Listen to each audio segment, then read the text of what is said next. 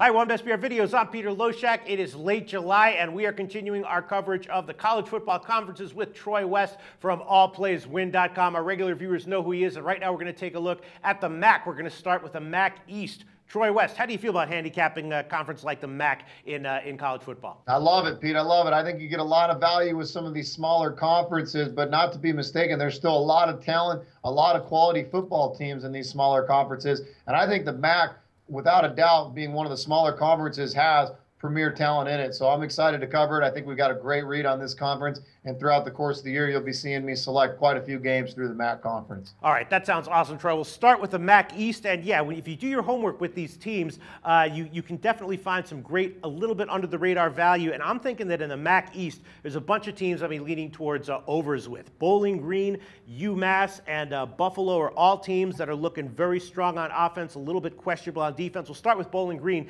They are actually the favorite to win the MAC East. And, the strength of this team is the offense. If they do win the MAC East, it'll be because the defense improves a little bit and improves enough to get them the title in the MAC East. But there's no question the offense is going to be huge, Bowling Green, right? Yeah, I think Bowling Green's offense is going to be outstanding, Pete. It's funny you bring up a great point. I have plenty of teams circled in this East that are going to be outstanding on offense. Yeah. I got one team in particular that's going to be outstanding defensively, so it'll be interesting to see what happens with their totals. But Bowling Green, don't forget about Akron, Pete. This Akron team gains a lot of guys on their front seven. They've got an outstanding offensive line, good receivers, good quarterback play.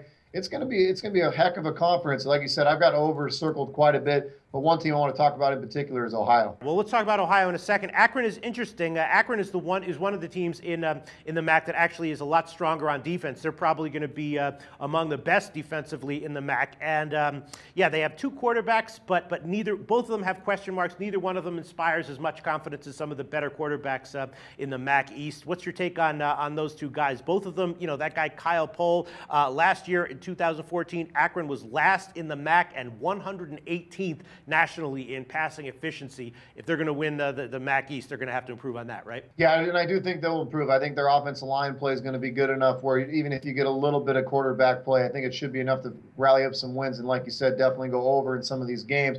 Coach Bowden, one of the better coaches around, especially in this conference. And I think when you get in these smaller conferences, coaching really, really comes into play. So I think Coach Bowden really gets this team going a little bit, and I think Akron will look to have a better year this year. All right, so now let's talk about Ohio. They're the third choice to win the MAC East behind Akron and Bowling Green, and a lot of positives on offense, right? They have two quarterbacks, both aggressive runners at quarterback who play very well in the system of Ohio. Both have been very effective. They have a great running back who had an awesome rookie year, and they return all 5 starters on the offensive line. So offensively, things are looking great for Ohio, right, Troy? Ohio, to me, is the sleeper here, Pete. I think this team arguably could be one of the best teams in the MAC from what my research is showing. I've got them circled to be a lot of unders. They return a lot of guys in their defense. They've got 3 guys on their defensive line that could be playing on Sundays. Just an overall good team that underachieved last year, but they bring a lot of core guys back. This is going to be a good team, and we'll talk about this game later on, people. One of my favorite games going into the college football season week 1 is Ohio getting Idaho. They get to go into the Vandal State and play in the Kibbie Dome. That's a game we'll talk about later. But I think you look at their schedule, their strength of schedule, I definitely think they go over that 5-win total, and I think they could even sneak into 7, 8, 9 wins and win the MAC East. And more importantly for us, you expect Ohio maybe to be a little bit undervalued and to, in general, have a betting value against the spread?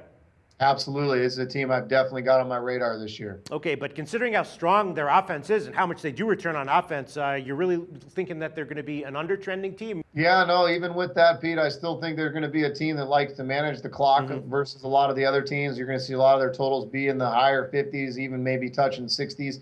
I just think this defense will keep them in ball games. They'll be close, lower scoring football games. All right, then let's look at another team that I have kind of circled for overs is Buffalo, and a lot of that actually has to do with weakness on defense. I love taking overs with some of these lower tier teams that just are undersized on defense and can't stop anyone, and I think that Buffalo might be one of those teams this year. What do you think about that one? Yeah, absolutely. You'd have to give me the stats on how many games they went over last year, but I just looking at some of the scores, it absolutely looked like they did go over quite a bit, and this is a team that, like you said, Pete, bad defense, but they still like to get up at the football and run these high-paced offenses. So could be a lot of points. They could turn the ball over quite a bit. I could definitely see an overs being a good bet. Okay, and then let's talk about UMass. They were a very interesting team last year, right? Their one-loss record wasn't that good, but they lost by just 3 to Colorado and Vanderbilt, and then they had 3 other games in the MAC where they lost by less than a touchdown. So actually they played a little bit better, or a lot better, than their one-loss record would indicate, and they have 18 starters back, including a veteran quarterback.